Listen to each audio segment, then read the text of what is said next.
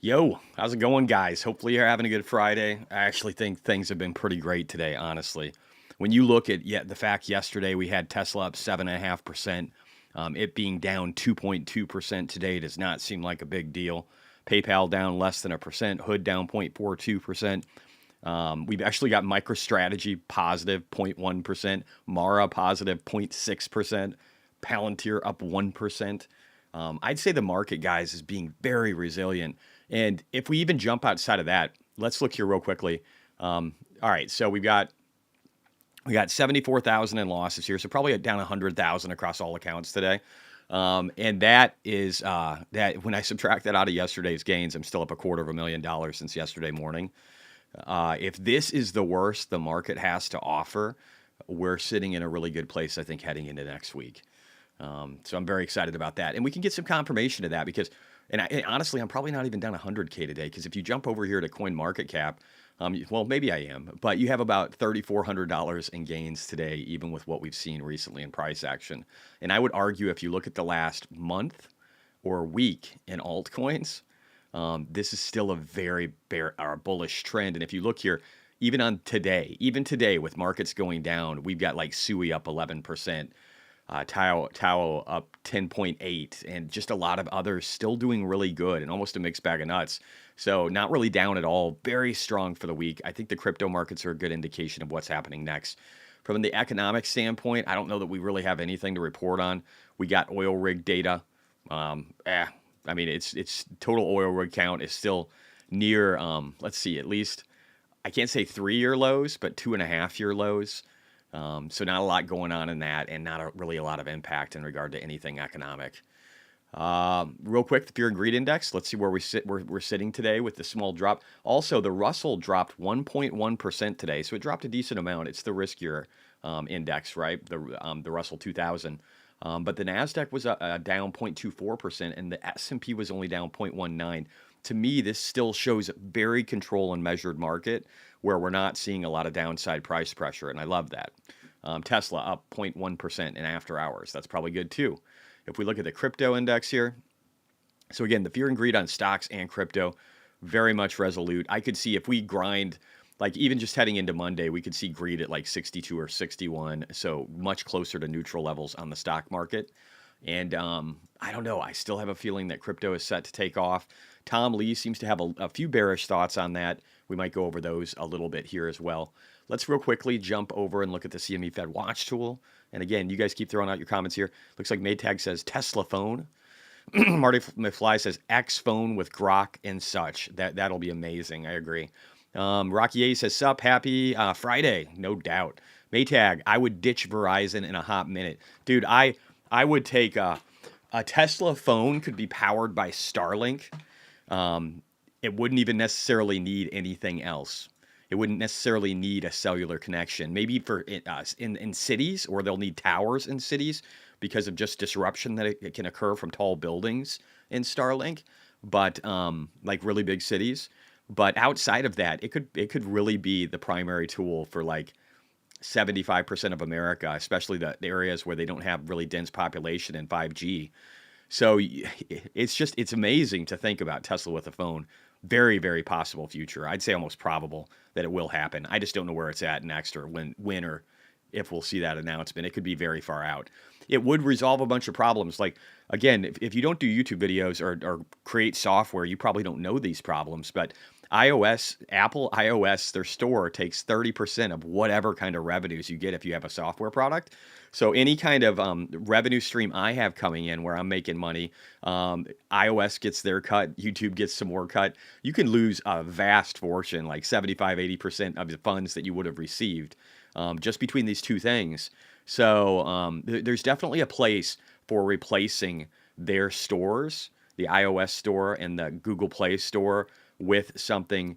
No, it's not metallic. Well, I mean, it is Metallica. This is a shirt I got from a Ukrainian dude shortly after Russia attacked.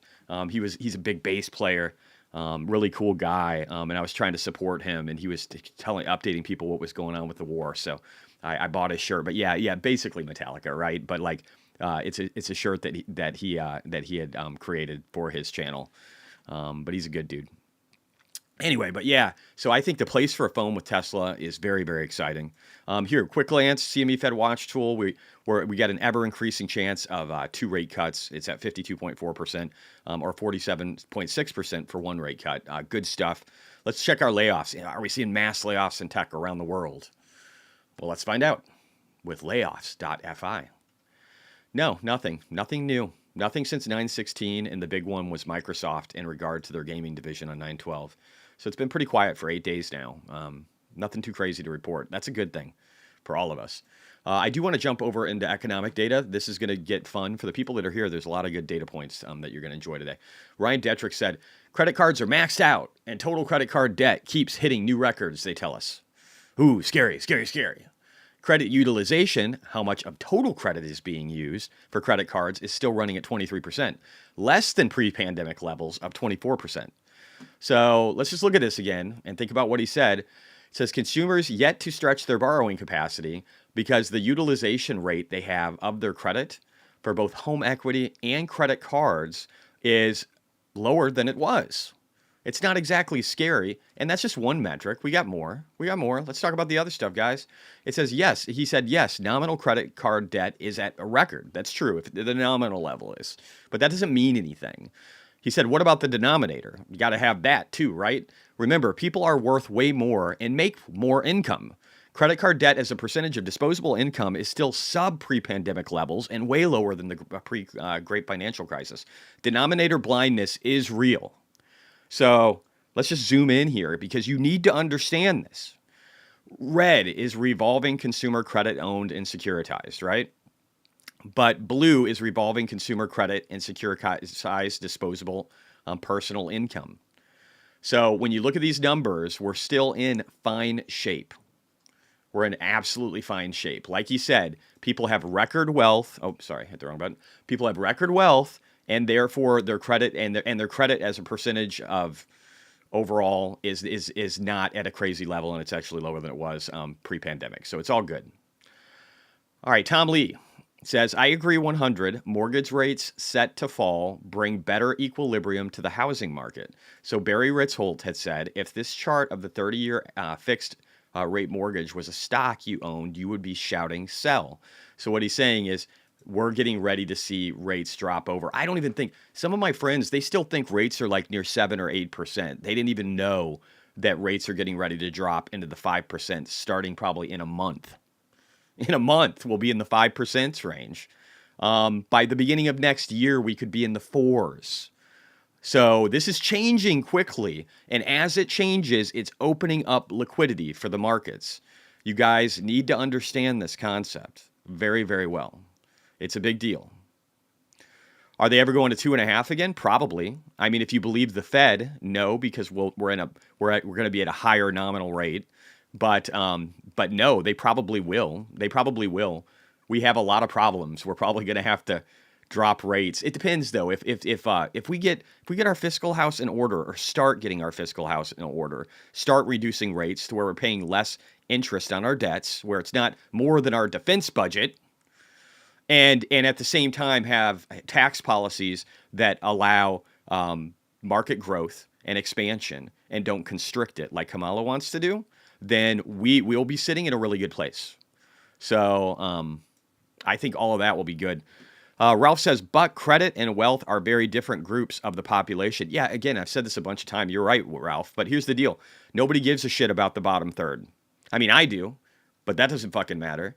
On that note, Trump is talking about reducing interest rate on credit cards down to 10%, which would be helpful.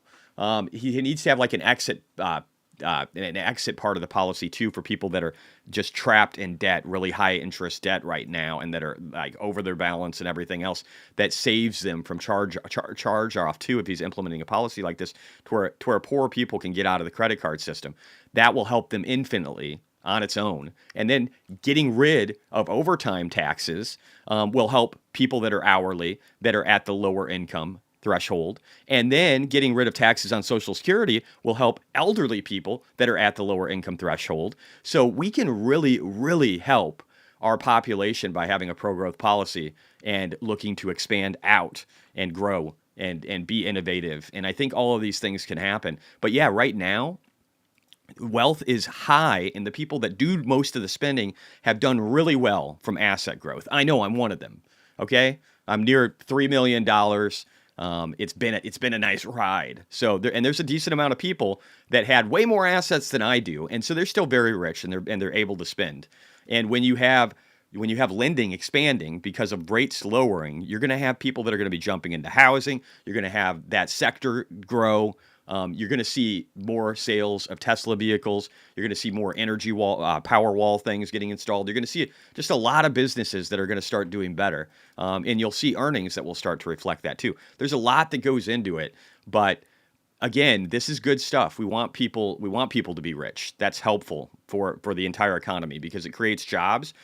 Good jobs help employ people and make it to where they can survive. And as long as we can use technology to lower the costs of goods and services and then be pro energy like Trump wants to be, in order to be able to drop the cost of energy, the base cost of everything, we're going to be in a good place. We have to implement policies like this. I got some other stuff, though. Enough of the political shit. Enough of Jesse talking about Trump again. Let's talk about U.S. regional bank liquidity improving, which is good news. You can see where the SVB Silicon Valley Bank crisis was. You can see how we kind of double dipped, but global liquidity or I should say liquidity in the U.S. regional banking is improving, and that is a positive sign that we should all be happy about. It means there's less of a chance of our market falling apart. Also, Sal said, impending port strikes. So we talked about this a little bit earlier. We've got a couple of things that we need to worry about in the future. So it's not all sunshine and rainbows. We have to worry about an election. We have to worry about contention from an election. We have to worry about the potential of a SAVE Act shutting down the government by October 1st. But I don't know if that's going to happen because it looks like there's politicians that are willing to try and push bills without the SAVE Act in it, which I think is insane. But we have to worry about that, of a potential government shutdown in 10-1. We also have to worry about a potential port strike that could shut down 50% of inbound goods coming into the United States. So, and that is happening around the same time on 10-1. So there's things to be concerned about that could impact markets and that could make it to where stocks go down. I think today was a great day, but let's talk about this more. So Michael Howell from Cross Border Capital, he said, yesterday, breakout higher in daily U.S. term premia, not a great omen for bonds, especially with strong gold market. I talked about this a little bit yesterday, but again, if the bond market isn't doing really well, and I think there's another post from him that maybe I skipped. Let me, or I might have not put it in the right folder, so let me just scroll down and see if I can find it real quick. But essentially, it's hey, we don't think people are going into bonds. They're going into things like gold. They're going into Bitcoin. And they'll probably place bets on stocks because those are going to give you greater returns. But because of the term premium, they're not looking at jumping into bonds. Oh, here we go. This is the other one I was looking for. I don't know where I put it. It says good for stocks, not so good for bonds. It says daily U.S. GDP momentum and policy rate cuts.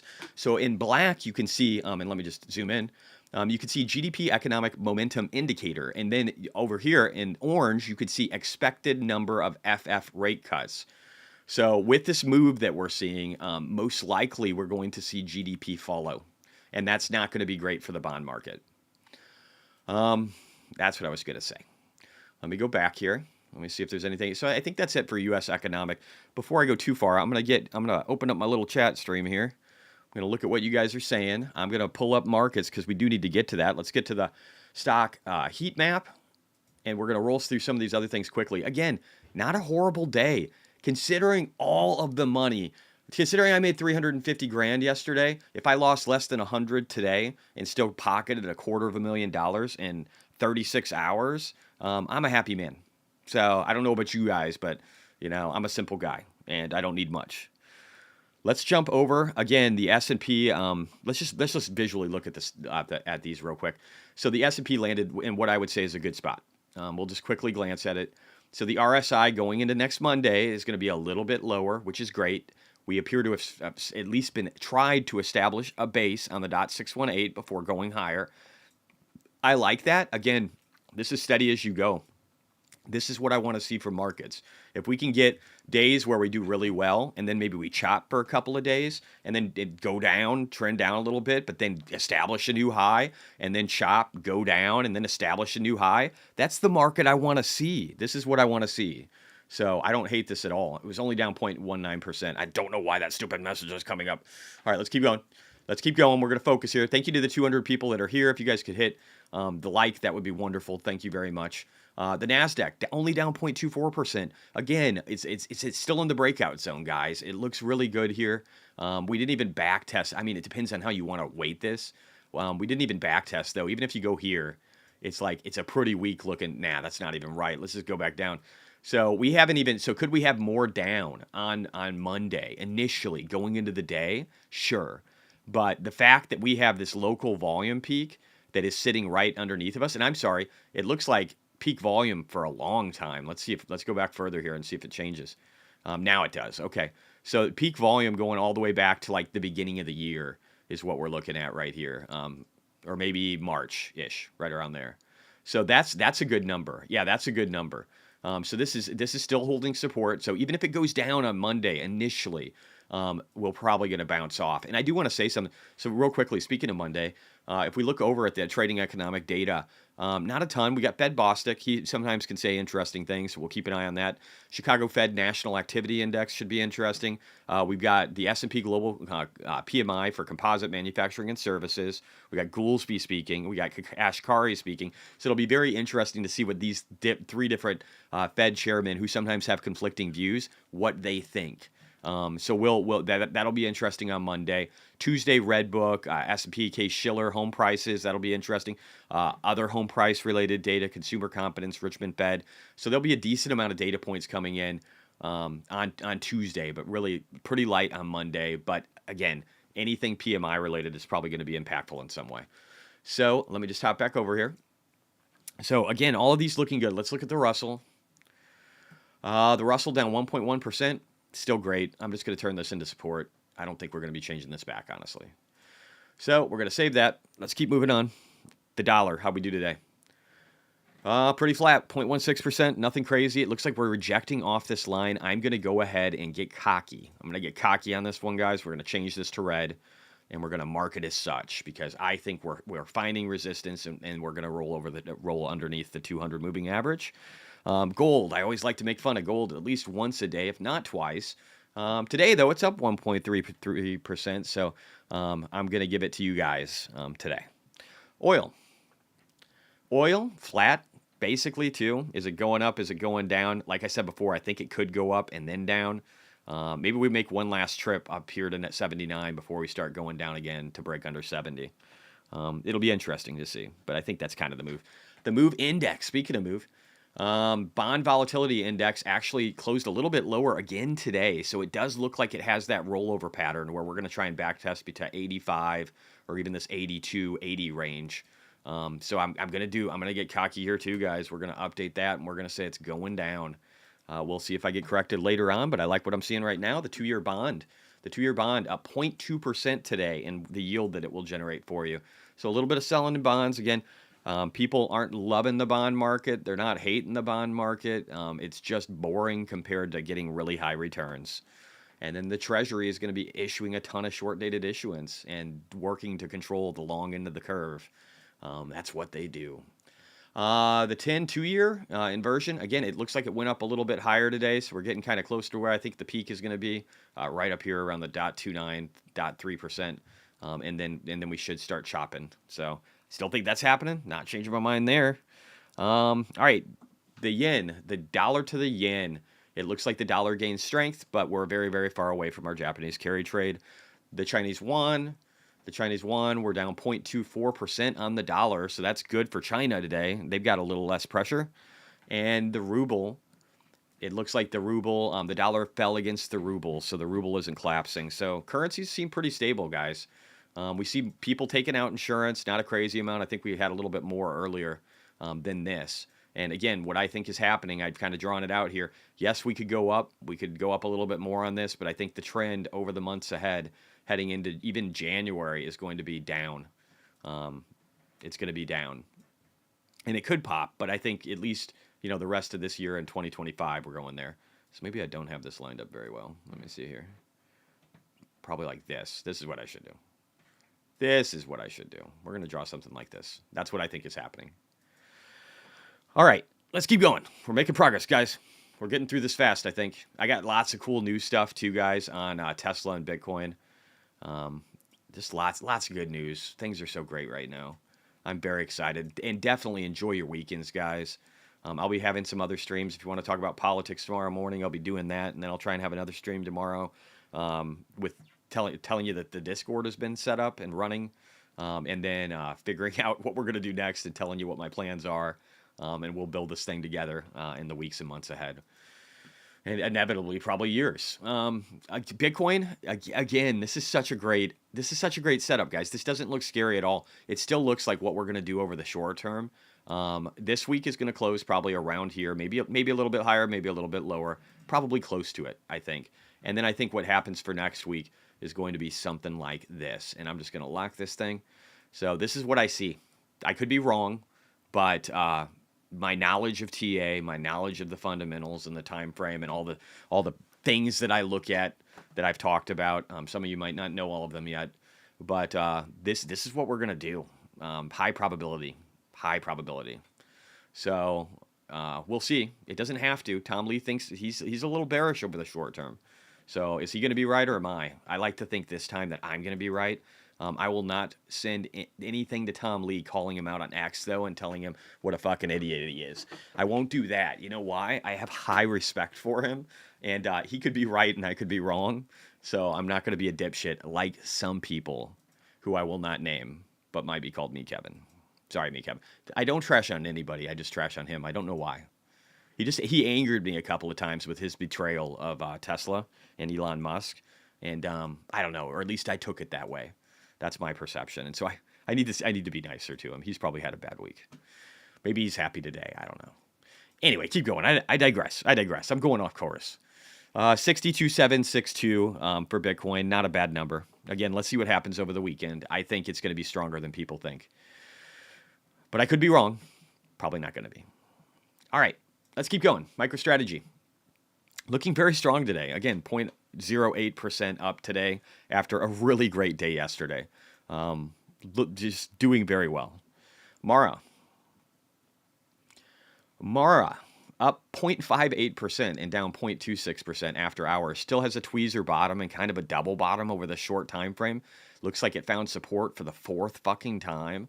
I would be surprised if it didn't test up to 1826 soon. So I'm still bullish. Why am I so bullish? I don't know. Maybe just like because I should be. maybe it's just that. Maybe it's that simple. All right, let's keep going over here. I'm actually going to extend the time frame on this one because CleanSpark, I don't know, it's got more history. So we're down. How far are we down? My God. This thing is down 64%. So I didn't do anything. I have like 10,000 or 11,000 in cash. And more than that, actually, probably in some other accounts. But I didn't do anything today. I probably should. Did not. But yeah, maybe I will. Maybe I will next week. We'll see what happens here. But I think we're getting right around a base. And if this thing drops again, that would be sweet. It's dropped as low as 67% from where it was in March, Feb. That's just a crazy data point. I can see we're definitely nearing the end of the pain for CleanSpark. And today was not a bad day. It was basically flat.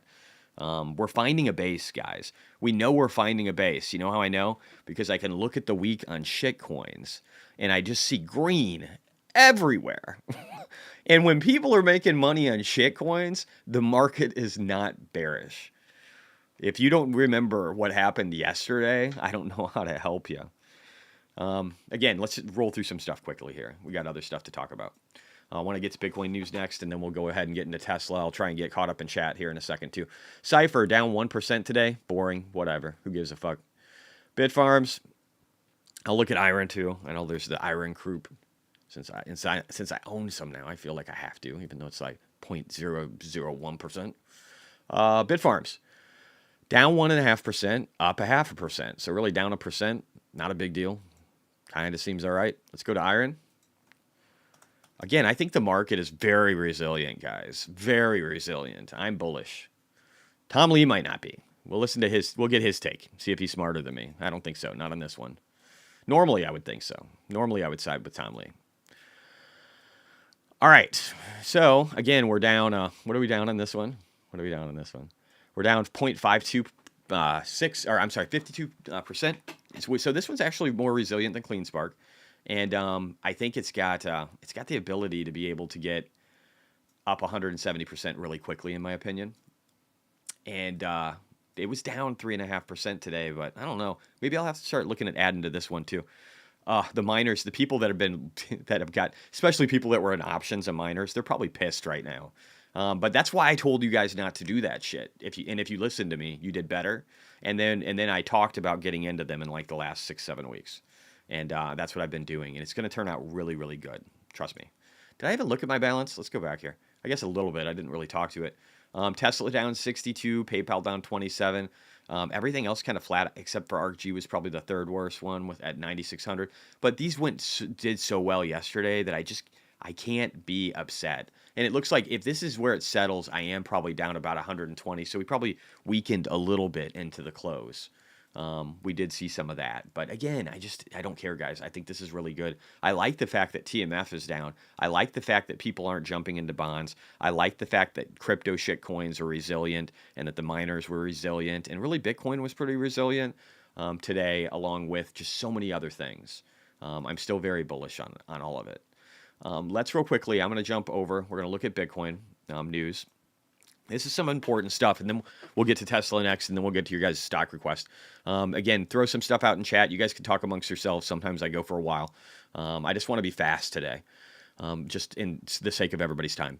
Just in, Bitcoin to hit 200,000 no matter who wins 2024 U.S. election, says Standard Chartered, head of digital assets. I 100% agree with that. Let's move on. Marty Party says, breaking BNY Global, BNY Mellon, America's biggest custodian bank, has received SEC approval to custody Bitcoin. What? What was that? This is the first institution in the U.S. to get an exemption from the Biden-vetoed SAB 121 accounting rule change. During a public testimony before the Wyoming Blockchain Financial Technology and Digital Innovation Technology Specialty Committee, it was confirmed that BNY Mellon, the largest custodian bank in the United States, has received an exemption from the SEC's SAB. Senator Cynthia Loomis testified that the SEC and potentially other regulatory bodies have cleared the way for BNY Mellon to provide institutional digital asset custody services. Land stated, BNY Mellon is seeking deeper involvement in the crypto custody services. They encountered some issues with SAB 121, and the SEC has evidently granted them some form of exemption to allow them to proceed. This is such a fucking huge deal. This is such a huge deal. We're looking at America's biggest custodian bank got approval to hold Bitcoin. This is awesome. I don't know how much people understand the gravity of it, but it's a pretty big fucking deal. All right, next, RFK Jr. sends pro-Bitcoin letter to The Economist in defense of Bitcoin mining. I'll probably stop after this and get caught up with comments. Letters are welcome via this Bitcoin mining and energy.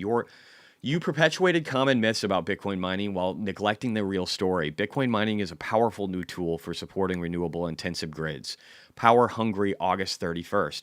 It is true that electricity grids are under increasing strain from manufacturing plants, electric vehicles, and data centers. And it would be easy to think of Bitcoin mining as just one more source of electrical demand. But whereas data centers and the like will buy electricity regardless of the price, Bitcoin mining is different. It operates only when power is cheap and abundant. Whenever power is scarce and therefore expensive, it curtails its electricity usage in a matter of seconds. In practice, this means that during a severe weather event in Texas, say, such as heat wave, electricity price spike, and Bitcoin miners naturally turning their machines off, but when power is cheap, their machines remain on, providing a steady stream of revenue to energy producers. Having a reliable buyer of energy that does not add to peak demand is ideal for incentivizing the building of renewable generation while still reliably delivering power to homeowners and hospitals. It also makes it to where they don't have to invest in expensive peaker plants that cost a ton to maintain because these guys literally they just have an excess of energy, and at a moment's notice, if there's an excess demand, they act as the peaker plant, and we're good. This is awesome. Listen to this. This is from Robert F. Kennedy Jr. Why don't we want these people in power? If you're into Bitcoin and crypto, and these aren't the guys you're voting for, again, I hate to say this, I say it all the time, but you're being a fucking idiot. I'm not saying you're a fucking idiot. I'm saying you're being one, and you should vote for these people. Let's continue. Bitcoin miners also participate in demand response programs, allowing grid operators to control their power consumption to stabilize the grid. You characterize demand response as some kind of public gift to the Bitcoin mining industry. In fact, these programs have been praised as a crucial part of managing a highly renewable energy system. The International Energy Agency, for example, says we must increase demand response tenfold or by 500 gigawatts within this decade or are to meet net zero targets. Far from a giveaway, Bitcoin miners participate in these demand response programs like any company bidding in an open market and driving prices down for consumers. Moreover, the grid stabilizing behavior of Bitcoin miners puts them in direct competition with natural gas peaker plants, what I was talking about. Which run only during peak demand. This is great. I can't believe how well he knows this market. Better than a lot of Bitcoiners, I would imagine. Both technologies help grid operators match fluctuating supply and demand in real time. The difference is that a system with more renewable generation in Bitcoin miners is far less carbon intensive than a system with less renewable generation in peaker plants. It is no surprise, then, that the industry lobbying Texas for more peaker plant construction has also lobbied against its grid balancing competition. So they don't like the fact that these guys are going to be able to balance the grid and do it for much cheaper, and that pisses them off. But these are the people we want in power. These are the people we want in power. This is what's going to make America better, right fucking here. So I just want to be clear on that. Let's see what else we got. I don't know why this is here. Let me check. I missed this, but apparently this morning, Michael Saylor MicroStrategy bought another 7,420 Bitcoin for $428 million, average price 61,750. So this brings up the question, is the Bitcoin momentum real or fake? No, that's a fucking stupid. I got to straighten it. I got to straighten out a Mitt. You guys need to tell him if he needs to understand Bitcoin better. I'll come on his show. I'll be respectful. I love the guy. He needs to understand Bitcoin because this is fucking ridiculous. That's not an intelligent comment to make, and Amit is a smart guy. So this is just one company out of a slew of companies that are starting to do this, out of a slew of accounting firms that are starting to do this from new FASB accounting rules, out of a slew of countries that are starting to do this. This is a change in the direction of the future of the economies of the entirety of the world. So you got to understand it, Amit. You got to, dude. I love you, bro, but fucking for real. Like, take a step back and learn what you're talking about with Bitcoin. You're very smart. You'll get there eventually. Don't wait. Start now. Cantonese Cat. So I think this is perfectly fine. He says, in the daily time frame, I can see the argument of Bitcoin closing around where it is now for today. I'll look at comments in a second, guys. I'm sorry. I have a low volume flush down to a low 59,000 range and then open Monday where we close today. Bearish divergence on RSI, backtesting trend line breakout, upper BB resistance tweezer look. So what he's saying is we're a simpler way to say this is just that we've had this resistance line.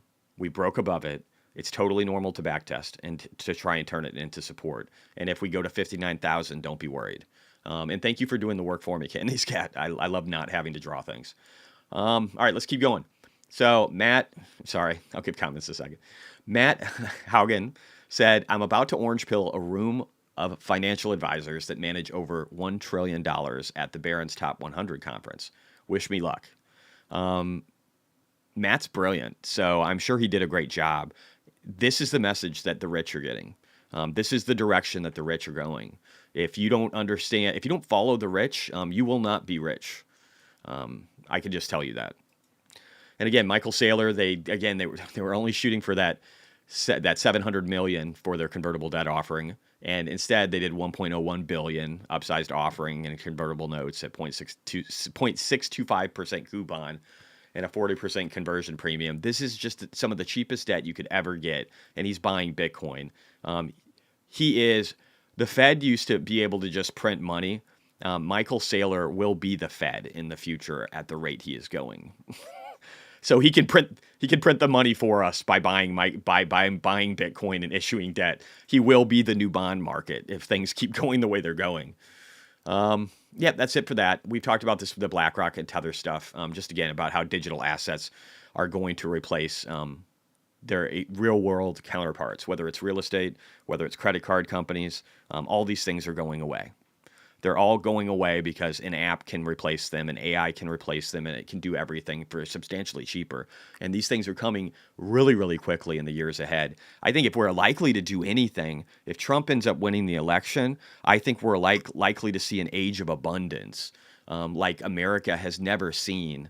And people like Ray Dalio, who say that we're deep in the fourth turning and we're getting ready to see America have its civilizational collapse, will feel really stupid when we're the light and beacon of the world. I think that is a possibility of our direction, and we've got to make that happen.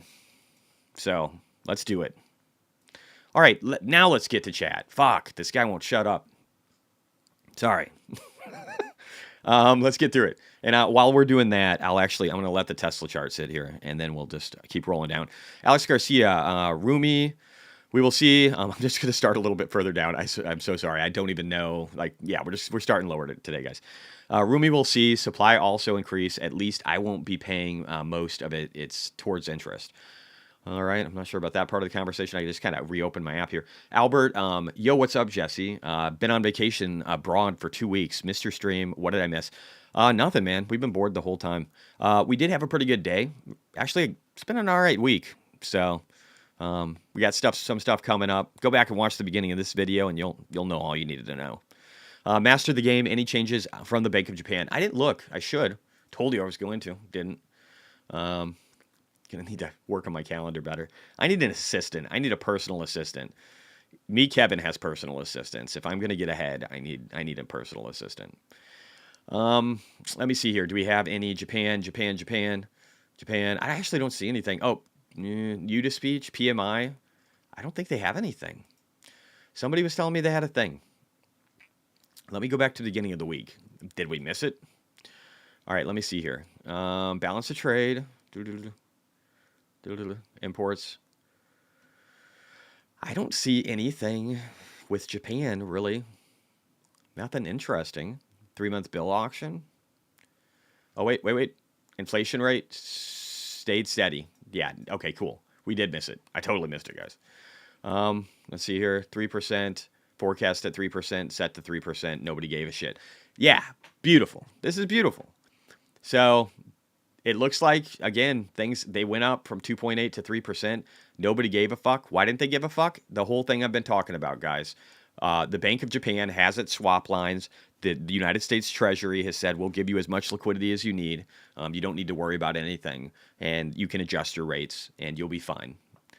And they can do that for a while. So, again, doomers love to doom. But they don't go like, oh, would it be okay? Could it be okay? And if you don't think through things like that, how do you ever know? How do you ever know? I don't know. I don't get it. But yeah, it looks like we're probably going to be okay. The world is not falling apart today. So the world is all right.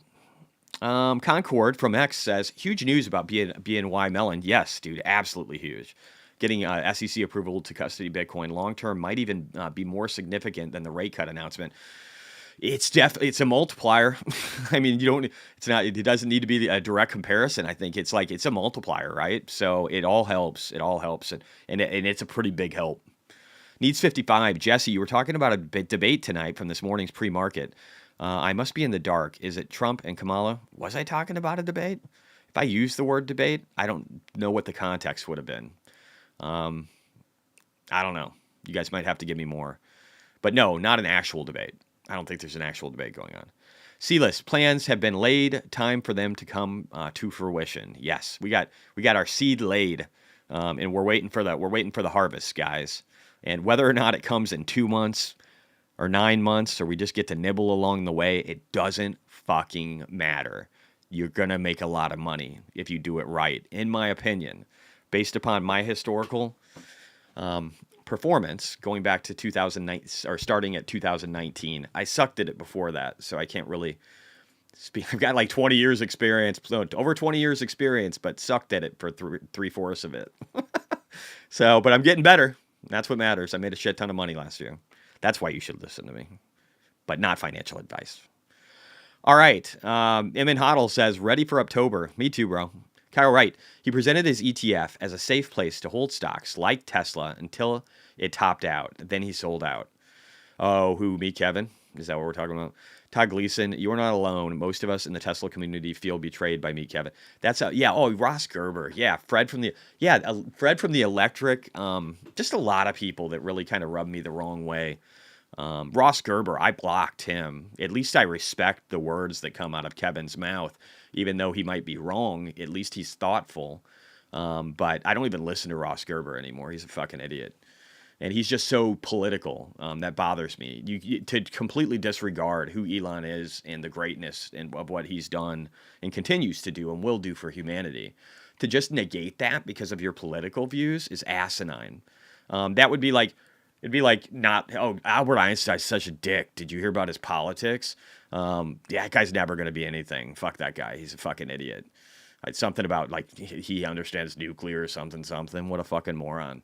Thinks he understands the universe. What a dipshit. His politics are just horrible.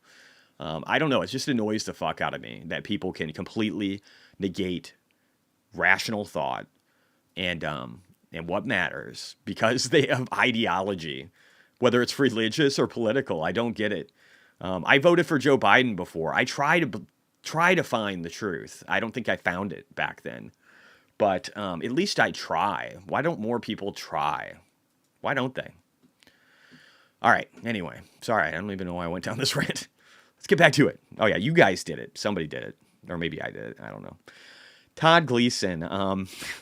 You're not alone. Most of us. Oh, yeah. Sorry. That one. John Frank. Hey, Jesse. BNY Mellon just got first SEC. Yeah. It's awesome. Albert says press the like button. I'm going to have to agree with Albert, guys. Can you look at GCT? I can. Let me keep getting through just a little bit more of this, and then we'll get to stocks. If anybody could consolidate the list, that would be amazing. Needs, I would owe you hugely. I will get somebody eventually. I'm going to have to hire somebody eventually.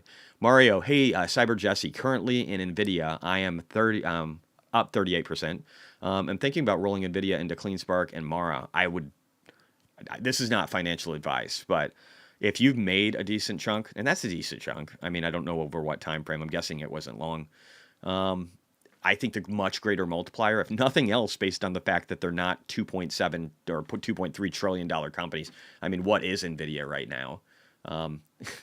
Just because they're not, because once you get that big, it's so hard to grow. Don't get me wrong. I think NVIDIA will grow, but are you going to make a lot more money off of it? We'll probably have a breakout. We'll go up above 140. We'll probably get higher over here. All these things happen, but you won't make the multiple of what you'll make with a MicroStrategy or CleanSpark and Mara. Maybe CleanSpark and MicroStrategy, like the MSTX, where you do the 1.75x. That might be a fun one. Or like what I have over here, and this is actually probably turning into one of my favorites, BITX. Today it sucks because Bitcoin's down a little bit, but yesterday it was up double digits. So it's a good way to get a levered play on Bitcoin that's 2x. So that's a little more conservative. CleanSpark probably going to be 3 to 4x. Bitfarms probably 4 to 5, maybe even a little more, depending upon how good your timing is. I think all those things are really good. This is the time to lever into Bitcoin. This is the time you apply leverage, guys, and not margin. Not margin. I hate margin. Fuck margin. Stay the fuck away from margin. That's a good way. That's one of Warren Buffett's 3 ways of going broke. The other one is like women and some other shit. I can't remember. Anyway. TKEL 92, a bank having custody of Bitcoin. That seems a bit ironic. Oh well, it can drive the price up. Here's the thing. This is the cycle, right? You have they fight you, then they join you, and then you win, or something like that. Whatever. I might have moved out of step. It doesn't matter. But that's what's happening, right? They're adopting. There's banks like SoFi that will be around for a while. They'll probably do much better than traditional banks with legacy systems that don't adapt quickly. They're gonna get run over. But having the simplest, most effective, secure solutions are going to win. And these guys are just going to latch onto that to try and stay relevant for the people that haven't died yet. That's literally it. That's all it is. Casual investor, Jesse, which Clean Spark call option are you buying next week? If I'm buying, I'm probably going to stick with the same one I already have. That's just right here. It's the 37 July 18th, 2025. But again, watch my option 101 video. There might be better contracts out there now. If you learn how to do options, that will help you. And definitely stay small. If you don't know how options work, don't put a lot of money into them. You'll get fucking wrecked. That is financial advice, that last part. You can get fucking wrecked with options, so don't be an idiot. Go out leaps and be cautious. Learn. And then once you understand the tools that you have in front of you, then you can have some fun. But understand them and slowly prove your worth and up the size of your bets. But make sure you prove your worth first before you start applying a lot of your capital, or you'll go broke. It happens. Trust me. Alfredo, did anyone hear that Gavin Newsom is suing Elon? I just heard someone. He's a little bitch. Gavin Newsom's a little bitch. He's got Elon's nutsack sitting on top of his face, and he's probably getting 10 times the amount of memes he got before he passed that stupid fucking bill. So I think, nobody cares. That's all great. That's wonderful. I think Elon's budget will be bigger. He can't print. He doesn't have direct access to the money printer. So, all right. Haywood says common sense is the least common of all the senses. I think, it can be that way, but I'm an optimist, man. I think people can get there if you try hard enough, and if you don't get too emotional when you're speaking with them. Something I'm not necessarily good at. BNY Mellon can hold BTC. Oh my God, this is only the first. Dude, it's so crazy. People don't realize what's happening right now. Todd Gleason, similar to the Bitcoin mining energy consumption, utilities actually host EV drive units because of all the spare nighttime capacity available for charging. That's a technical way of saying Bitcoin kicks ass, and I agree, Todd, 100%. Paul DeLuca, hey Jesse, can you please look at PCT, recent uptrend, expansion of manufacturing? We can do that. If somebody can compile a list, we'll kind of do it near the end here in just a second. I just want to get through Tesla first, and then jump through the rest of the stocks that I hold, and then we'll do that. Max, best recap of the market. Thank you, dude. I appreciate that coming from X. BD, would you mind sharing your perspective on MSTU? Yes, we can take real quick, we'll just make it simple. I've talked about this already. I like MSTX. It's got 3 to 4 times the volume of MSTU. It's 1.75x versus 2x. I don't think that's enough to matter. I would rather have greater liquidity so you can exit quicker. I like MSTX better. I also like BITX. Both of these are good ways to get a 2 to 3x. The greater multiplier is probably on MSTX. BITX is probably a little safer. It doesn't have the downside risk of but again, over the short term, I don't think there's downside risk in MicroStrategy. So I think now is the time you buy. That's it. Tyler H, thoughts on Mobileye? Banana 3 bought 200,000 shares. Jesus Christ, Banana. What the fuck is your problem? I'm kidding. I love him. I love Banana, but I don't understand Mobileye. We'll look it up. Give me 1 second. That one I might actually do now just to answer this question because that's intriguing. P, waiting for the Discord membership. Saturday, bro. Saturday. That's the goal. It might be a shell of an empty home initially, but it's gonna get built every day. So we'll make it nice. What am I looking for? Oh yeah, Mobileye. Let's do this. We'll go here. Going in too many directions. I hope everybody had a great day today. I hope you guys have good plans for the weekend and that you're able to relax and have a good time. I think rest easy on your investments, guys. If you're doing any of the stuff I'm doing, you've got a really beautiful road ahead of you. So you should just now be sitting back, relaxing, cracking a brewski or whatever you do during your downtime to just have a good time with friends and family and enjoy life. Mobileye, wow, that's a lot of loss. This has been a great way to lose. Losing since February of 2023, Mobileye. So I own a Tesla. I'm going to say I'm really biased about Tesla. Objectively biased, but biased nonetheless. This is down 74% from its high of a year and a half ago. It better have some amazing looking financials for me to be able to be like, hey, that's interesting. And again, I'll be getting more into earnings. I think that's going to start to matter. So I'll start talking about them more. Like FedEx didn't have good guidance. Some people were worried about that. I don't think it matters. But yeah, revenue. Wow, kind of shitty. What's their estimates though? Are we getting better? Still not great. Flat. Oh, but we're going to have positive EPS supposedly. Let's look at activity. More selling than buying, almost 2-to-1 ratio in Q2 of 2023. Stock-based comp is about 14%, so that sucks. Yeah, not a lot going on. So a decent amount of cash that they can hold. Operating expenses are flat.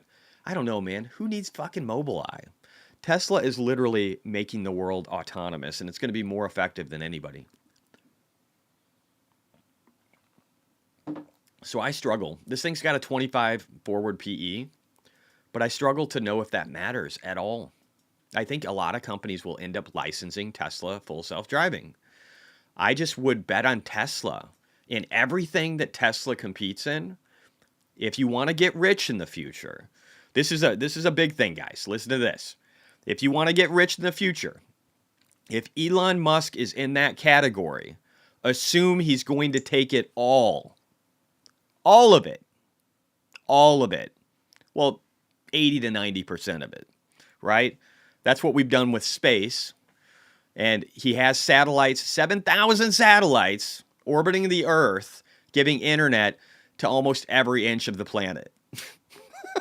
So he's going to help blind people see, and has helped quadriplegics be able to compete and beat professionals in gaming because they're faster and at the speed of thought can make things happen. So yeah, I would bet on him. That's my advice, man. And I'm not trying to shit on Mobileye, but here's the thing, I'm going to shit on anything that is competing against Elon Musk. That's just going to always be my bias, just so you guys know. And I don't know, this is like maybe from a technical standpoint going to establish a base, but can we say it is? Looks like it could just roll over some more. So anyway, moving on. Let's get back. I want to get back to Tesla real quick, and then we'll try and move further down in the chat. Thank you guys for bearing with me. Let me just move this around here real quick. I need to mark my place in the line so I don't lose track of where I am. I'm trying to get better at this. I need like a full-time nanny to take care of me. All right, so let's jump over to Tesla real quick here. Sitting right underneath that resistance line. Isn't it amazing? Isn't it amazing that you can see the tension build up? And let me just bring this down, actually. You can see the tension build up. And again, resistance, resistance, resistance, resistance. It got above it just for a second and then immediately smashed underneath. Came back up, bounced up to the 200 moving average, above peak volume. Or I should say that, yeah, peak volume. And the next fib line here. We're just sitting here where we filled this gap. We filled this gap. I don't know. This gap might even be closed. Let's look here on the daily. Did we close our gap? Oh, yeah. Well, yeah, closed. Boom. Gap gone. So we did exactly. This was perfect. This was textbook, guys. We closed the gap.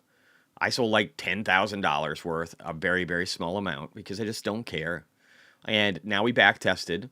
We're going to try and find support on this next week and launch off of it. And whether we can do it on week 1 or week 2, it doesn't matter. That's what's happening. So be happy about it. And let's jump over here real quick. Tesla's part of the segment, and then we'll roll through the rest of the stocks. I think it'll be quick. Again, Starlink. Particularly great for remote locations, says Elon Musk. It works whether you're at the top of a mountain in the Arctic or in a crater in Madagascar. And you're 190 megabits, man. This is a fast internet connection in the middle of Scotland and Hebrides. It's probably out in the middle of nowhere. And these people are saving a fortune. My buddy Dylan Loomis had something to say today. He said, "Can someone please explain to me why our government is now handing over $3 billion to boost domestic production of batteries and battery materials, and Tesla is getting none of it? $0. It's like the administration has no clue Tesla is building its own lithium refinery in Texas to onshore lithium processing, precisely one of the main goals of the funding. Tesla actually has a track record of success with creating significant return on investment and being a hyper-efficient allocator of capital. Tesla, the company making the most American-made vehicles and doing more for electrification and sustainability than arguably any company on the planet. The one creating tens of thousands of good-paying jobs here in America. hundreds of thousands. It's like 140,000 or something. I don't even know what we're up to now. Can't wait to follow. And again, some of that isn't in the U.S., but it doesn't matter. They're expanding so much. They're going to give so many jobs to people in the United States. And that's just them directly. They create so many other companies that are affiliated with their supply chain, since they're all vertical, that the amount of jobs created is in the millions for the United States. It's a huge number. But he said, he said, I can't wait to follow up on this in 5 years and see how many of these companies getting hundreds of millions of dollars are still in business. He's just 100% right, guys. He's 100% right. What a bunch of fucking idiots we have in government. And if you support these people, you're supporting just gross inefficiency and an increase in taxes and making everybody else poor. So, fuck you. Fuck you. All right, real quick. Here's firefighters. They're trying to train on a Tesla. Somebody has volunteered their Tesla to have them break into it so that they know in case of a fire how they can penetrate it and get in. So a firefighter goes ahead and gives this a go. Watch this. Oh, wait. That's going to get me demonetized. We can't do that. Here we go. Boom. Look at this. He had to hit it 3 times to really damage this thing. And he's still having an issue breaking into it. And the other guy has to come up to him and tell him to use the sharp, pointy end because he still can't get through the fucking thing. This thing is a tank. Look at this. He's like, you got to penetrate it this way and then try and pull it back. And even with the help, look at this. The guy's helping him. Look at this. That's how hard it is to get into this thing. So you can see why, from even a light military or a security perspective or a police force, Elon will sell these to everybody. Everybody. I've got my own armored car. So more of this is coming, guys. Oh, whoops, my bad. Apologize. So much to talk about today. The most significant event in Tesla history since the unveil of the original Model 3 is about to take place in 20 days. Do people realize that? Do you realize that? That's important. I'm just going to throw it out there. Doge Designer said Elon Musk is meeting with Argentinian President Javier Milei in New York on Monday. Awesome. I got to see what comes from that. Can you imagine if we're going to start... Are we going to start Tesla? Are we going to start Tesla in Argentina? Is that going to be the main central hub for Tesla, is in Argentina? That's the place it should be. We just need to make sure that we have enough talent there. But we can work together to make that shit happen. And that would be huge for everybody. For America, for Elon, for Tesla. That would be huge. But maybe it's Starlink. Maybe it's other things. It doesn't matter. It's all leading to the same road. Elon Musk, community notes. Another feature. X is working on the ability to let you add a community notes to link to a link, so every post that includes that link will show the note. So we're just making it to where we more clearly know the truth. Cool. Smokeaway said, suddenly a wild XAI appears. This says ELO scores or ELO scores by company, top 8, top ranked by model by company in Chatbot Arena as of September 18th of 2024. And if you zoom in here, guys, out of all of these companies, Tesla, or I should say XAI, Elon's company, all of a sudden came out of nowhere and was in number 3, right underneath Google for AI. And I'll say this. I think within 6 months, they'll be in the lead. They'll be in the lead. 6 months to a year, XAI will be in the lead with the most innovative, the most responsive, the highest scoring, the most accurate. Think about it. XAI has all of X, the biggest news source for 140 countries in the world. It has that information, and it has community notes, and it has verification methods, and it has increasing accuracy of AI and its ability to understand. It will eventually be able to just report the news based upon what's happening in people's feeds. That's what's happening right now. And this thing will have quicker, more accurate representation of reality than any other fucking company on earth. The traditional news media is fucking dead. This is the beginning of something new. You better understand these things, guys. And there's a person behind them that's amazing. September 19th. Did we watch this yesterday? One of the first points made in the amendment was that we didn't subpoena X. Oh, yeah.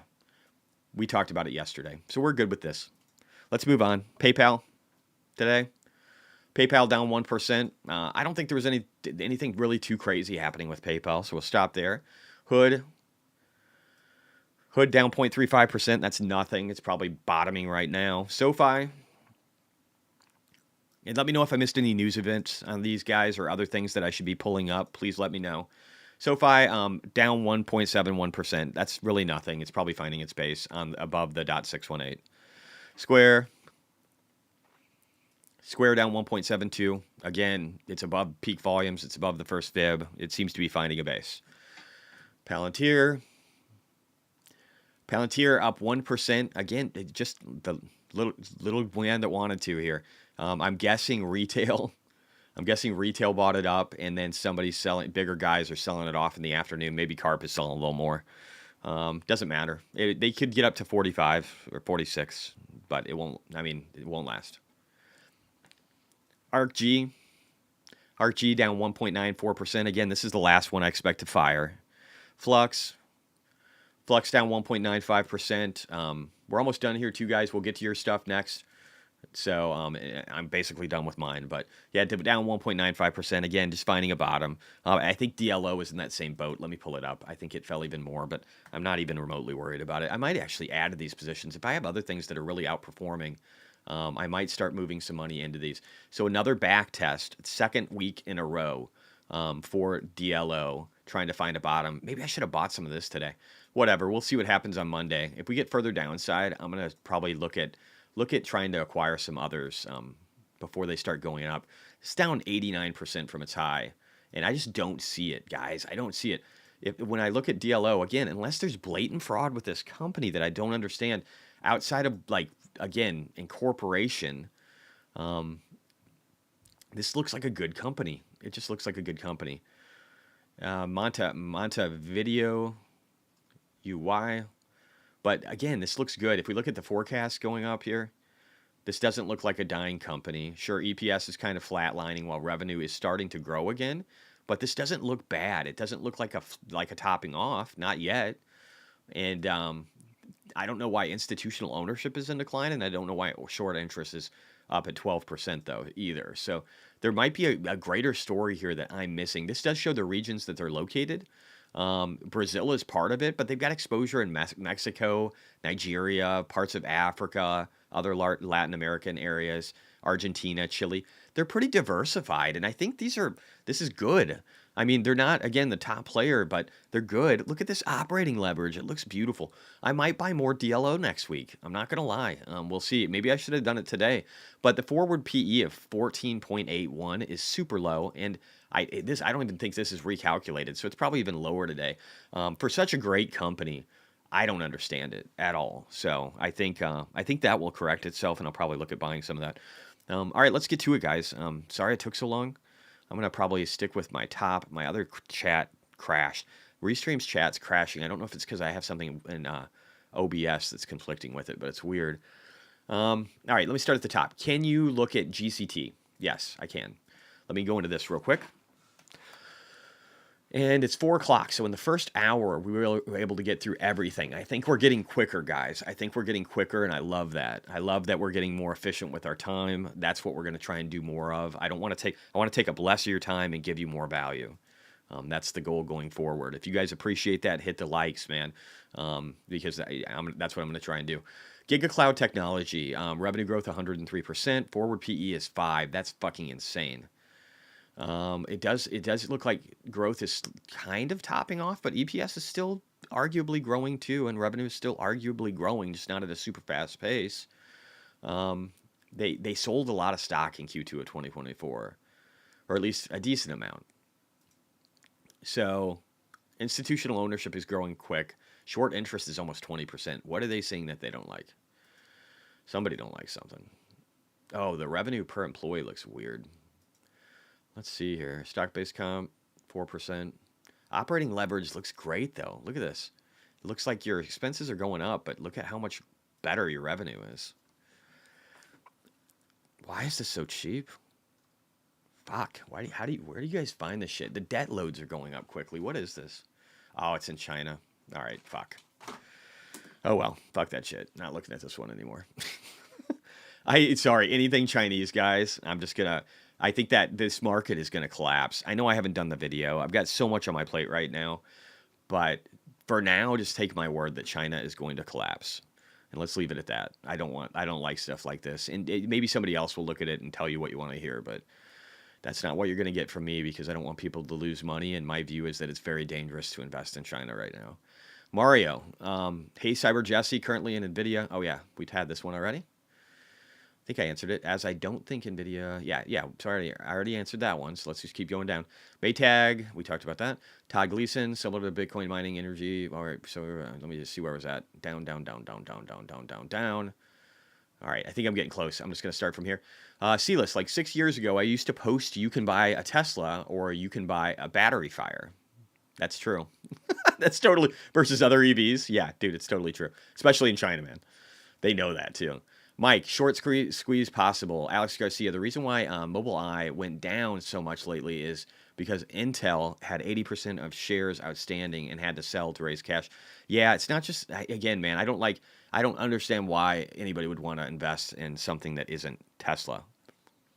That's where my money's at. It's just my view.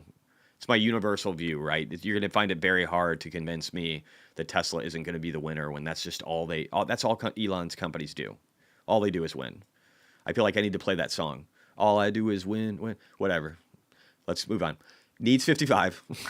Haywood TSLL is about a double multiplier as well that Jesse talks about. Yeah, that's a good way to do it. If you want to get into Tesla and you want a 2x, an easy, like it's probably going to be less than 2x because that's what the multiplier is, but you have theta decay. That's probably a good way to play it too. 94 clips. Thank God Elon bought Twitter. F the Democrats. I don't want to say F the Democrats, but F assholes who don't do their research and are arrogant enough to act like I'm a fucking idiot because I know what I'm talking about and they don't. So F that. F that. You guys fucking actually take time. Don't understand about 2 hours worth of a subject and then have really strong fucking opinions. Maybe do a little bit of work. A little bit of work if you want to ensure that the path of this country that everybody seems to agree is broken. Maybe you could do some work to figure out why. All right. Disease Kodak. Amit needs to read the Bitcoin Standard. He does. I should just straight up tell him that. I should straight up tell him that. John Morris. Hey, Jesse, can you have a look at BMR supported by NVIDIA and partners with AWS and Oracle? Thanks. Oh, interesting. Okay. Let's do that. Oh, I hate this fucking scroll. Need to buy a new one. I bought some new monitors they're Edifier, these speakers for monitor speakers for my studio. Oh my God, dude, they're like $900. They're going to be so sweet. I'm stoked. It's going to sound like a symphony in here. So at the end of the market recap, when I play my videos, you're going to know that I am totally just rocking out in the background. Yeah, I mean, some of you guys have seen that before, right? Some of you guys have actually, I forgot to change the view and you guys are just laughing at me while I'm like jamming out. But it's going to get really crazy with these new speakers. Anyway, where are we going? What was I doing? I need to increase, the OLED that I have here. OLED's a beautiful monitor, but it does this weird darkness thing, and so I lose track of what I'm doing. Let me see here. Waiting on Elon Jensen to create a partnership. Okay, where was it? God, I just had it too. What was that? What was the stock called? I just the chat slided on me. BMR. Okay, sorry guys. I'm getting better at this stuff, but I'm not perfect. What is BMR? What's the full name? Because I'm seeing other ones here. I don't know how big it is. Let me look if I can find it on the ticker here. Don't have that. Let me just go here, make a copy. BMR.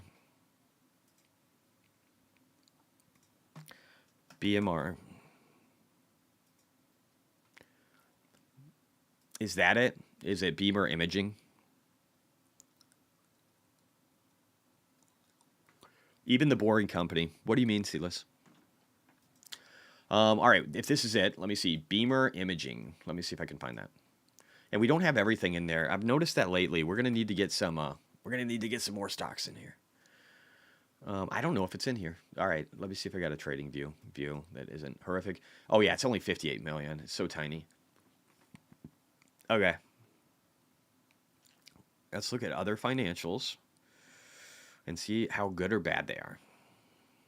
So let's do overview here. I think yeah. Okay. So we had some pretty major losses, $2 million in loss off of a million in revenue. So losing twice as much as you made in revenue in the first half of 2024. That doesn't seem great. I don't know what all their estimates are. I don't even know how to find that in here, like forward guidance when it's not in. If anybody has a good place to find forward guidance in TradingView, let me know. But yeah, so I don't even know with this. I don't know, man. It could be all right. I'll see if we can get it added. And I'll save this right here, and I'll probably leave it at that for now. All right. Let me see here. Kyle Wright, Alex Garcia love getting Kamala ads on Jesse's channel. Imagine her around a bonfire using 100 bills as fuel. That's exactly. Yeah, she's not winning anybody on my channel, which is probably why YouTube tries to demonetize me all the time. Because they know that. But then I fight it every time, and then they end up paying me anyway. So, fuck you. Maytag. I was thinking TSLL may not give consistent returns, and I think have high expense. What is the expense on it? Do you know? I want to buy more June 2026 Tesla calls. I still think that's the better option, but run the calculator, dude. You should always like stay, because something might be great. Have you run the calculator and spent 2 seconds to determine, like 2 minutes to determine whether or not it's still a great price point to buy? Because if it got better, it might not make as much sense right now. So definitely, always look at that. I always look at that. That's my thought process. All right. Justin, if that firefighter wasn't a 16-year-old explorer, I bet they could have gotten. He really did suck at the swing, but he's hitting it with a fucking axe, dude, a solid steel axe. So either way, it doesn't matter. It's still really, really tough. And the windows aren't even the tough part. It's the bulletproof doors and the rest of the body that are the tough part. So it's a really tough vehicle, dude. Alex Garcia, Kyle Wright, so funny. It looks like YouTube is trying to change our minds. C-list, Kamala is like a noble woman at Versailles before the fall of the monarchy. That's totally right. She's, let them all eat cake. That's totally right. Needs 55. That's why they want her. That's why they want her to be the president. She's a perfect fall guy, and she'll say whatever they tell her to say because she has no self-confidence whatsoever. And, yeah, needs 55. Only 74 likes, folks. So Jesse, send me some love, guys. Mike, Jesse, I used to work there. Mike, DLO. Oh, really? Really? Mercado Libre CEO moved over recently to take over. At DLO? Dude, you got to tell me more. Tell me more. You got me intrigued.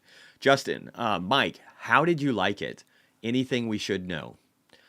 Livongo, Live and Go, Carvana seems shady business. I think they're gonna go just under. They'll be a bankrupt company, just like my old in 2008. The company who owned my home loans, Countrywide Mortgage, really sleazy shitty company that was horrible with risk management, went bankrupt very, very quickly during the 2008 Great Financial Crisis.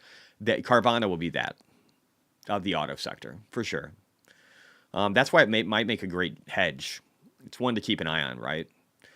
And we're going to talk about more about hedges, guys, and hedging strategies. I haven't done that in a while because there isn't a need to, but within probably 6 months, I think we'll start having conversations about hedging strategies. Maybe even 3 months. I'll slowly start talking about it more as I believe it becomes more imminently needed, or as it becomes a better time to manage risk. So, or that's the goal from my perspective, from my limited high school mind, because I was a dropout. So. That's my thesis from a dropout. All right. Kamawa, BSEM, and NYWKF, please. Sure, I can take a look. Mike, I left after IPO. They work really big names in tech to localize payments in emerging markets. A lot of their leadership now comes from WorldPay. I don't know WorldPay very well, but it sounds like you're knowledgeable about this, so we might have to pick your brain maybe more in the future. Daniel Morales there, paying a dividend, 24th of TSLL. Yeah, they do pay a slight dividend. Sealess, even the Boring Company. I think the Boring Company is amazing. I think it's amazing, man. Even the Boring, yes, they're totally winning, dude. Their goal, so first off, they're getting contracts all over the place. They're making money doing it, and they're beginning to build out tunnels and perfect their tunneling technology. And as they do that, they're going to perfect the method of getting things through tunnels. Originally, they were going to use like a sled. They're deciding not to do that because if they get autopilot good enough, these cars will just drive through the tunnels on their own. So as they're perfecting the boring tunnel and lowering the cost to be able to do it and being profitable at doing it and drilling the most amount of like anybody in record time, like a tenth of the time that what it takes of traditional drilling companies that have to do things like they're doing. I think that, yes, they're 100% fucking winning. Everything is winning. Everything. Everything. Everything. That's my take. All right, going back up. BSEM and NYWKF. Let's just go to that. And hopefully some of these are bigger caps, guys, because I might have to, again, see about queuing up some of these to be added. Because if they're really tiny caps, or I don't know, I might have to just find a way to, it's either talk to Alejandro and get it to where Visual Stocks is starting to represent those, or it's figure out another way to be able to quickly look at them that's kind of okay and can give us a similar view. One of the two. We'll try and make it better, though. Biostem Technologies, so genomics stuff, huh? 165 million. It's been growing. What do their financials look like? Are they a train wreck? All these companies are. Look at that. That's insane. What is that even? 1 second here. This visible volume range thing is making me lose my mind. It looks just fucking massive. Let me just do 2,000. That doesn't even help. Are you serious? Let me go. We're just going to stick with weekly. This is just too crazy. So massive amounts of volume recently. All the volume picked up in September, August of 2023. So in the last year, all of the volume has come in for this company. That's very notable. Let's see here. Do we have this one? Of course we don't. That's fine. Because if I look down here, I think I already know the story. No, wait, they make money. Weird. Oh, now I wonder what their guidance is. So they were losing money. They were losing money in 2021, 2022, and 2023. They were making 17 million almost and losing 8.5. So not great, losing 45%. Quarterly though, here for 2 quarters, they've been making money. That's interesting. Huh. That's interesting. Let me just see what do we have here? So 1 second. Price to earnings, 29. This is an interesting company. It's small. It's small, but it's interesting. I'll definitely put this on the list. Yeah, I'd be curious to know more about it. Let me see what else we got. Real quick, I'll probably skip the second one for now because I think I'm going to call it in a little bit anyway. I want to just start enjoying my Friday. I'm not going to lie, especially with having to work on the Discord tomorrow and do another video. Alex Garcia, do you see 1010 Tesla event being a sell the news event? Depends on what the news is. Kyle Wright. So it depends on how if they're really implementing the robotaxi in a dozen cities across the United States and doing it before the end of 2024, I think that news is going to be profound. And based upon how far we've ridden so far, it's hard to say with 1010, right? Because you're asking me in the next 20 days, in the next 3 weeks, could Tesla go up a lot? And maybe. And if it does, then my answer will be different at that time. On whether or not it would be a potential for a sell the news event. If it doesn't go up a lot and it just trades kind of where it is now, and maybe grinds for a while, I actually think it could have some explosive upside if the news is really good. But ask me again when we get closer to it, and I'll be able to give you better answers. But I do think, yeah, it's going to be interesting to see. I think overall, though, it's a very, very positive event. I don't even care how it's construed over a day or two. It's going to be a very positive event. All right, let me see. On X, we got Jake Walker. He said, "Did you see the first Biden cabinet meeting in nearly a year? It had Jill Biden as the head of the table. Good Lord, help us make it through." I put, I didn't know it was Bring Your Wife to Work Day, but yeah, that's cool. Davo, yeah, anyone pushing Chinese stocks on X is just block instantly. I don't, even my butt, well, I won't say that. I like Jake. Jake is great. Jake W. He's got like a bunch of followers. He's like the #1 subscribed service on X, I believe, or like in the top 10, I should say. But he talks about Chinese stocks. I think it's just a lack of understanding. JD on X says BTC pushing up a little and consolidating a high level. Nice, is it? Intel up 9% after hours for potential buyout and trading was frozen. What? 63,227. That does look good on Bitcoin, but what just happened with Intel? Let's go back here. Because you got me thinking, like, what's going on here? Oh, it doesn't exist, huh? What about this one? All right, Intel. Let's find it. Wow.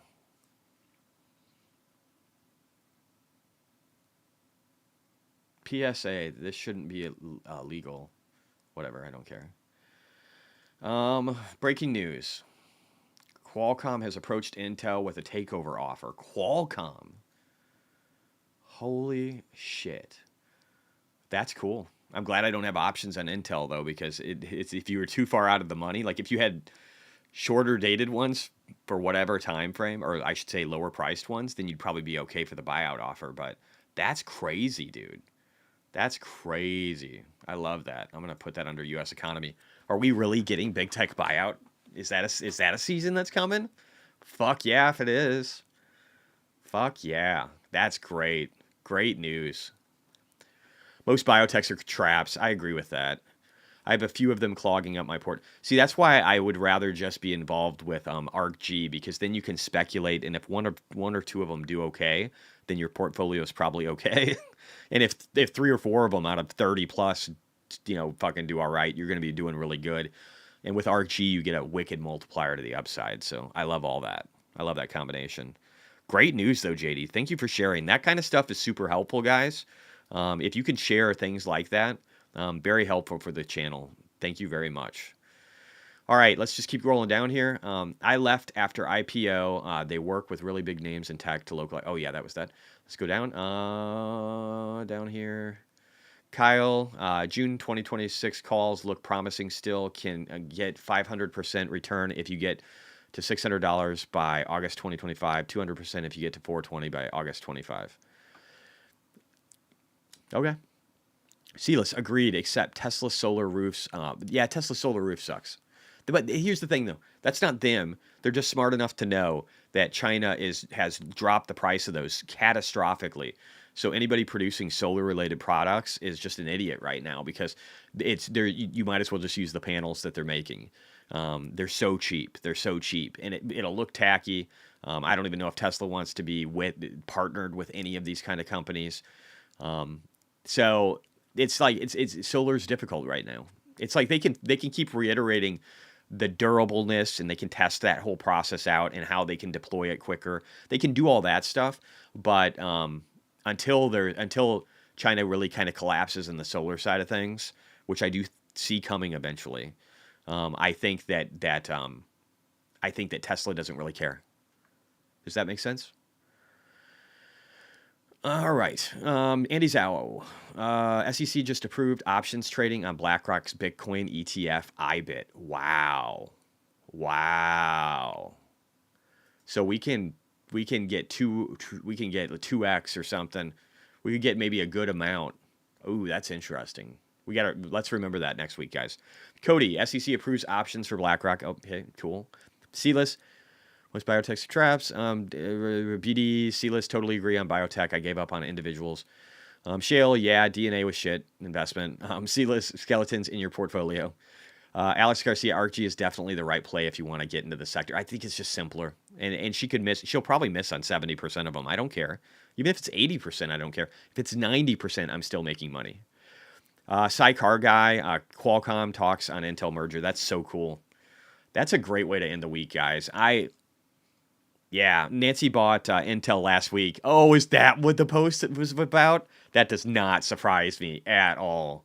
What a corrupt bitch. She don't even try and hide it. Are you shitting me? Are you shitting me? That's got to be right here. We're reposting that. That's insane. That's insane. Anyway, all right. Well, guys, this was fun. Yeah, I saw that. We talked about that. The BTC ETF options trading is now approved. So many good things in the Bitcoin world. So many good things in the Tesla world. So many things are good in mergers and acquisitions. Did anybody been talking about mergers and acquisitions? Could we actually be seeing stuff like that happening? It will definitely see it if Trump gets in office, guys. It's going to get beautiful. But this is a great way to end the week, guys. It wasn't a bad week. Things are looking good. They're looking very promising from a technical level, from a fundamental level, from a global liquidity level, from an everything level.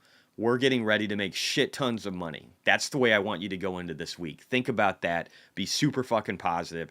Go into this weekend with a lot of confidence and holding your head high, because you didn't bitch out of this market with a bunch of people saying that the Fed rate cut was going to be sell the news event. You understood reality better than they did, or at least you followed people that did. And one of them was me. So good job in making the right decision. And thank you so much, guys, again, for just being an awesome group. I can't wait to get the Discord going. I can't wait to see how much better we can make all of this. I'm really excited. And I think we just spent a pretty efficient hour and 30 minutes getting this shit done today. So I love you guys. I'll see you tomorrow, maybe in one or two videos, maybe one political video, and then a video about the Discord. And otherwise, it'll be Sunday. I might talk about global liquidity too. We'll see. I got a lot of stuff going on, but Sunday for sure we'll do the Bitcoin miner thing too. Some of these things just might be incremental, guys, because I've got to figure out how to manage my time. I'm also trying to get the Facebook Live thing going up. We are still streaming on Rumble and X and YouTube. We're doing a lot. We're gonna keep doing more. Be excited, guys. There's scary stuff ahead. There's also amazing opportunity, and I do believe deep within my soul, I'm not a religious person, but I believe there's this arc of truth, and I believe we bend towards it. If you look at history, it's like right when everything's the darkest, we come back, and maybe that stops someday, but I'm still going to root for it. So don't get too depressed about politics or other crazy shit going on around the world. It's going to be okay. I really believe that. Love you guys. Let me give you a video to go out for the week here. I'm going to kind of keep it simple today. I'm going to play one about Bitcoin because everybody needs to understand it more. Peace out, guys.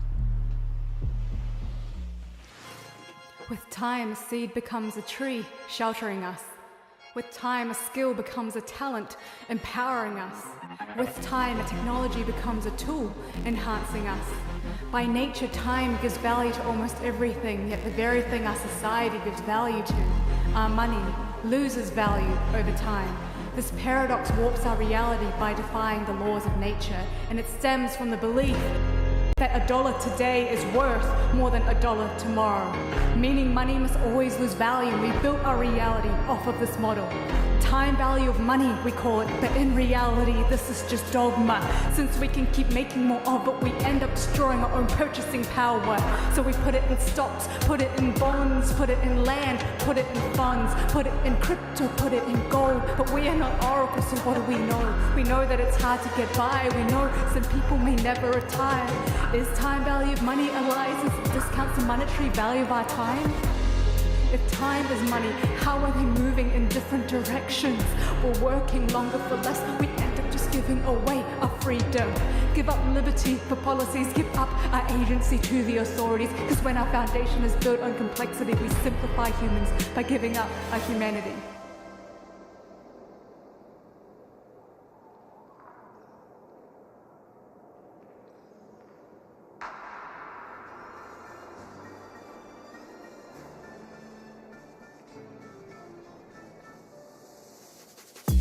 Reality check, we've strayed too far from the truth. The world economy's a wreck when 1 + 1 no longer equals to 2. And if life's created from the truth, along the way something got screwed. And we let our own dogma subjectify value. And we divorce action from consequence. We defy the law of physics when we make scarcity infinite. We disregard the language of mathematics. So our systems are built in a fallacy. Our society's based in a fantasy. In the absence of truth, we're living in the shadows of our own reality.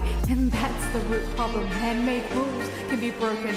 As our trust crumbles, so does the progress of our civilization. But one thing remains constant: no one can cheat nature.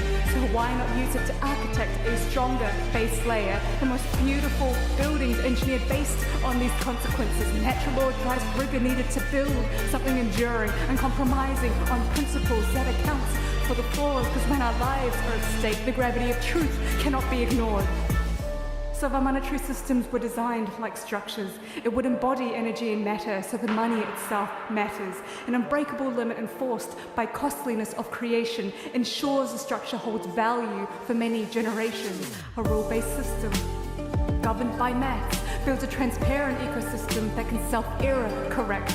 With no one in charge, no words are taken as fact. Only work from computation can actualize truth of timestamps, and like water flowing off a cliff down the path of gravity, computational energy makes time flow one way only. It is this irreversibility which gives value to our money by upholding consensus and scarcity to create one shared reality. Now the map is the territory. Now we're working with high fidelity. Now money is truthfully time and energy bound by finality. Now we have the ability to manifest each of our dreams and build a world that is much more reflective of all of our needs. And that's the purpose of money, merely a tool to shape our reality, merely a function to harness and express individuality, just a way to live freely, just a means for possibility. Because when we build on integrity, we enhance the beauty of humanity. The most beautiful societies are built from diversity of our thoughts that come to life when we're empowered individually. Because when our money tomorrow is worth more than today, we shift from predicting to creating the future ourselves. And when our money grows in value, we grow thoughtful in how we use it. Natural law drives rigor needed to fund something enduring, something truly worth it, something that pushes the sky's limit, something only possible when our real value and consequence exist in boundless virtual dimensions. Imagine potential creations fueled by monetary life force lasting for many generations. We will venture into new territories and unleash these possibilities once we learn to embrace the truth of our reality.